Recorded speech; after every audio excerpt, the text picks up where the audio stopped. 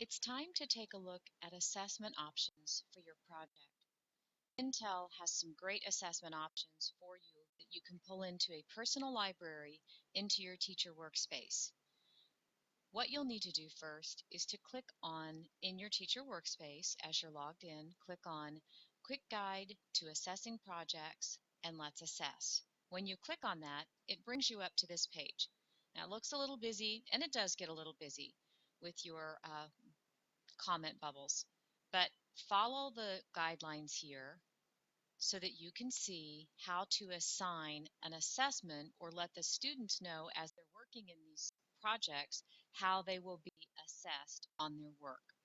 So I'll show you a little bit about how this works, but you'll need to use this as a guide to help you figure out how to assess and which assessments to include in your teacher workspace for your students. So I'm going to go back to my teacher workspace, and maybe after I've looked at this, I can go to two different places. It will actually take me to the same place. I can go to Manage Projects and add or edit assessments, or I can go down to the bottom to the resource tools and go to assessing projects. Either way will bring you up to the same page. So let me just show you in action what this looks like in your personal library and in the Intel library and how you can conduct a search. By the way, I'm using um, Firefox as my web browser, and you may come to a pop-up blocker where you will have to allow options for pop-ups. I'm not very successful using this in Google Chrome, so you might want to open the Mozilla Firefox web browser for this. So this is my library as I'm logged into my teacher workspace.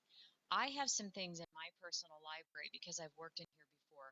Chances are you don't have anything in here, or maybe you have only one or two items, and that's okay. You're going to go click on Edit Your Personal Library, and this will bring you up to the Intel library. At this point, you can conduct searches for things in rubrics, scoring guides, checklists, assessments, all editable, by the way, and all can be downloaded in Microsoft or Excel. So if you don't want to put them in your workspace, you don't have to, but you can. So let me show you what you're seeing here. This is my personal library. These are some things that I've pulled into my library, and this is Intel's library. Now, it looks a little clunky here in my opinion. On the right side, what you're seeing is a bigger view of what's in my library. And there are some things I can do at this point. I can create a brand new assessment. I can edit one that I have selected.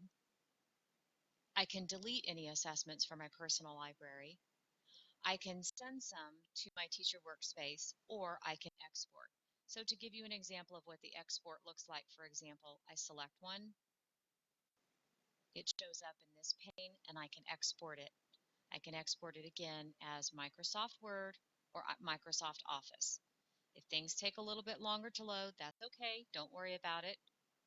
And this is where I can export those. I can export those to someplace on my computer or someplace where I want to save them.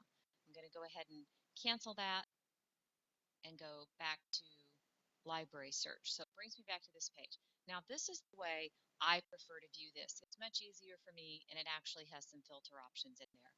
I go to search libraries, and anything that's checked in the goldenrod is their library, and anything in blue is my library. So you can see I already have this one in my library. There are some others in here too.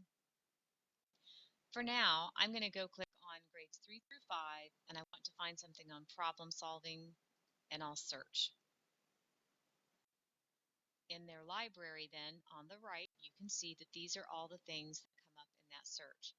If I want, I can click on one of those, and it pulls it up over here on the right so that I'm looking at it. Now at this point, it's not editable. You're just looking at it. When you're viewing things here, I can print them, or do a print preview rather. I can still export, or I can copy into my personal library. If you're going to use this one and you want to copy it to your personal library, I would click here. That brings you back up to the original place where we started, and it populates it into your personal library. And there it is on the bottom. So now I have this as part of my personal library. The next step is a little clunky to me, and I don't like it. I wish they would change this, but I can't find a way around it. I'm going to sign out here and close, which closes that tab. I'm going to go back to my project listing in my teacher workspace and sign back in. I don't like this step, but I can't find a workaround for it that's any better. It won't let me go back and refresh, so I have found that this is the option that I use. So let's see if you can remember where to go. I'm in my teacher workspace. There are two places where I can go here to access the same thing. Do you remember? I can go here to add or edit assessments, or view it here in assessing projects. Let's go ahead and click on add or edit assessments this time and see what it comes up to.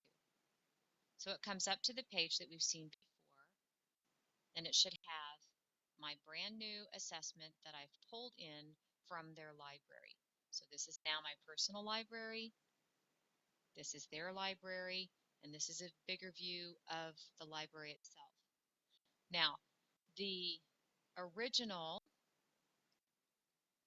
directions that I gave you were to go to your workspace. I'll just access it anywhere here since I've closed too many tabs at this point. I'll go back to my teacher workspace. The next step then that you need to do is to go back to this quick guide and learn how to put an assessment that you assign to students in their workspace. It takes a lot of concentration in going through these steps, but I know you can do it. In the end, what you'll have, and I'll scroll all the way to the bottom so we can get to the end,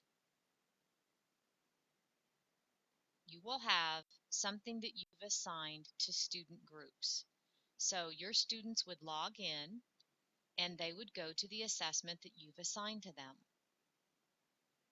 And they would work on their assessment, or if it's a checklist or a rubric, that you will see their work as they're working on it in their assessment.